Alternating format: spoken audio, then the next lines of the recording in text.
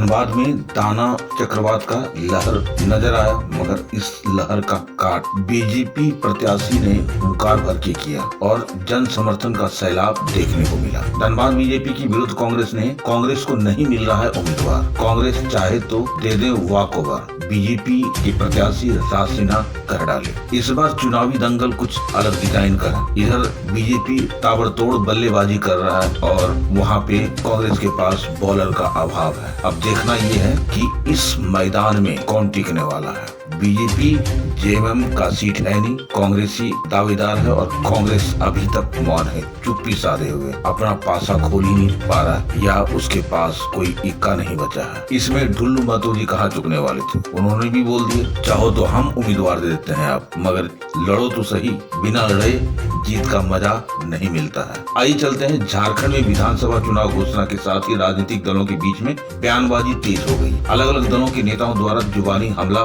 किया जा रहा है। धनबाद से बीजेपी प्रत्याशी राज सिन्हा ने इंडिया गठबंधन पर जुबानी हमला करते हुए कहा कि विपक्षी दलों के पास मेरे विरुद्ध उम्मीदवार तो मिल ही नहीं रहा। ऐसे में विपक्षी को धनबाद सीट पर वॉकओवर दे देना है। राज सिन्हा आज धनबाद विधानसभा सीट से बतौर बीजेपी उम्मीदवार के रूप में नामांकन दाखिल कराने पहुंचे समाहरणालय। धनबाद विधानसभा सीट से लगातार 2 बार विधायक रहे बीजेपी के राज सिन्हा पर एक बार फिर बीजेपी ने अपना भरोसा जताया। राज सिन्हा को लगातार 4 बार बीजेपी ने टिकट देकर अपना उम्मीदवार बनाया। आज धनबाद के पूर्व सांसद पीएन सिंह के साथ नामांकन करने पहुंचे। यहाँ नामांकन के बाद राज सिन्हा ने मीडिया से बात करते हुए कहा कि पिछले 5 वर्षों में विकास का एक काम भी धनबाद में नहीं हुआ। पानी, बिजली जैसा मूलभूत सुविधाएं यहाँ नदारद है। झारखंड की इंडिया गठबंधन सरकार ने एसीबी जांच के नाम पर धनबाद की सड़कों पर गड्ढा करके छोड़ दिया है। धनबाद में हत्याएं, एक्सटॉर्शन के साथ आर्थिक अपराध हावी हो चुकी है।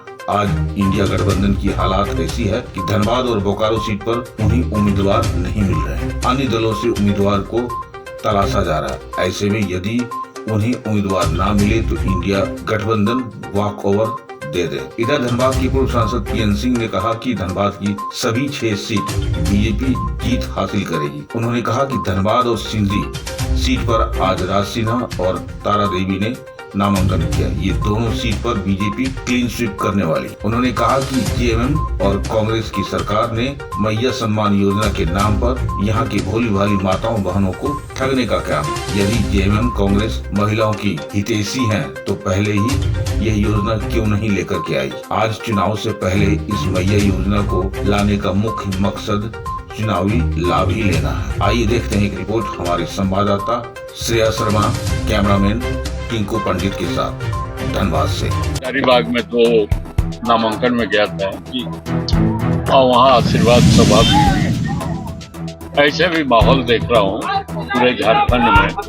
झारखंड की जनता परिवर्तन चाहती है, भारतीय जनता पार्टी का शासन चाहती है और उसका यह बात हेमंत सोरेन जी भी जान रहे हैं कि हमारे खिलाफ माहौल है और इसीलिए चुनाव आया है तो कई प्रकार की योजनाओं को शुरू किए।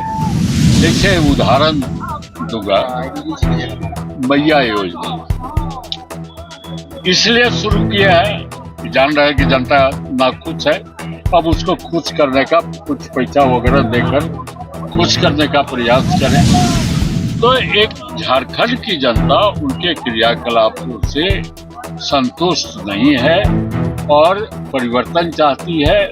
फिर से भारतीय जनता पार्टी की सरकार बने। हेमंत सोरेन और जेएमएम तो मैया सम्मान योजना को गेम चेंजर मान रहे हैं झारखंड में। हमारा कोई मैया योजना से लेकिन यह ख्याल क्यों नहीं आया 5 बरस का? यह चुनाव के वक्त क्यों आया?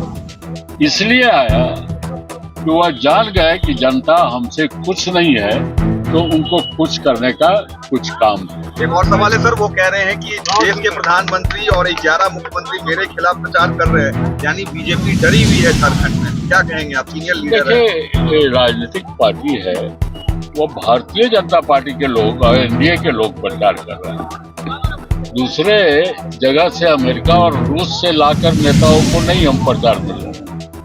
हम अपने भारतीय, ये तो स्वाभाविक प्रक्रिया है। कि हमारा उम्मीदवार है तो हम उसके प्रचार करेंगे, अपने पक्ष को रखेंगे। साल से मुख्यमंत्री बने हुए हैं। माहौल तो आप देख ही रहे हैं कि पूरे झारखंड प्रदेश में भारतीय जनता पार्टी का लहर चल रही है। ये तय है कि भारतीय जनता पार्टी फुल बहुमत में सरकार बनाने जा रही है। और रह गई बात घुसपैठियों का, तो मैं विश्वास दिलाता हूँ कि भारतीय जनता पार्टी की सरकार जिस दिन बनेगी उसके 1 महीना के अंदर जितने घुसपैठे यहाँ से पलायन करना होगा, उनको भागना होगा, नहीं तो यहाँ से पाकिस्तान के लिए हम लोग उनका टिकट बना देंगे। आपके नेताओं को हेमंत सोरेन बाहरी बता रहे हैं, चाहे वो हेमंता विश्व शर्मा हो या शिवराज सिंह चौहान हो, कोई भी नेता बोल रही है लोग प्रवासी लोग हैं, सब चले जाएंगे चुनाव में। देखिए, भारतीय जनता पार्टी पूरे देश के हर समाज, हर धर्म, हर के लोगों को लेकर चलने का क्षमता रखती है। जात पात क्षेत्रवाद के नाम पर राजनीति करने वाले झारखंड मुक्ति मोर्चा और कांग्रेस का चेहरा और चरित्र इस चुनाव में आप लोगों को देखने को मिल जाएगा। अब तक कांग्रेस ने धनबाद का प्रत्याशी घोषित किया और जब सांसद का चुनाव तो उस समय भी ये लेट लगते हम तो बोले कि अगर उनके पास प्रत्याशी नहीं तो हम लोग प्रत्याशी दे देंगे, तो वो भी नहीं बोल रहा है। कांग्रेस के पास प्रत्याशी नहीं, लड़ना कोई नहीं चाह रहा, उसका कोई वोटर ही नहीं है। कांग्रेस को अपना कैंडिडेट बनाकर अपने आप गिराना नहीं चाह रहा, मतलब नीचा नहीं दिखाना चाह रहा। कांग्रेस का एक मतलब हम कह सकते हैं प्रत्याशी बनने के बाद उनको किस नजर से देखता है इस देश के लोग, इस राज्य के लोग, इस क्षेत्र धनबाद के लोग, तो ये समझ ही सकते हैं। आपने आरोप लगाया था पैसा लेकर टिकट देता, उन्हीं के विधायक भी ये बात बोल दी है। नहीं, देखिए, वो तो कांग्रेस का चरित्र शुरू से ही है, जान रहे हैं कि वो पैसा लेकर बिकने वाले हैं, बिकाने वाले हैं, तो उसका चेहरा और चरित्र सभी लोग जानते हैं। ये मैं विश्वास दिलाता हूँ कि कांग्रेस का कोई भी कैंडिडेट बनना ही नहीं चाहता, अच्छे लोग तो बनेंगे ही नहीं। तो अब हम कैसे बोल सकते हैं कि उनका कोई कौन है? नहीं यार, अगर जरूरत है तो ऐसे लोग हम लोग खोज के दे देंगे। बीजेपी को आना ही है। जिस प्रकार का चेहरा, चाल, चरित्र ये कांग्रेस सरकार है कि चल रही है, कांग्रेस और जेएमएम की गठबंधन की सरकार ने जो किया है। आज देखिए इरफान अंसारी ने क्या बयान दिया। ये उनका जो एक विधायक ने साफ तो साफ कह दिया कि 2 करोड़ रुपए पर टिकट बिक रहा था, मैंने नहीं दिया तो नहीं मिला। तो ये इनका दर्शा रहा है कि इनकी क्या स्थिति है। और धनबाद में तो आप देख ही रहे हैं, अभी तक कांग्रेस ने कोई उम्मीदवार अभी नहीं तय कर पाए हैं। वो खोज रहे हैं कि कौन पहलवान हमको मिले तो हम उनके साथ आइए इस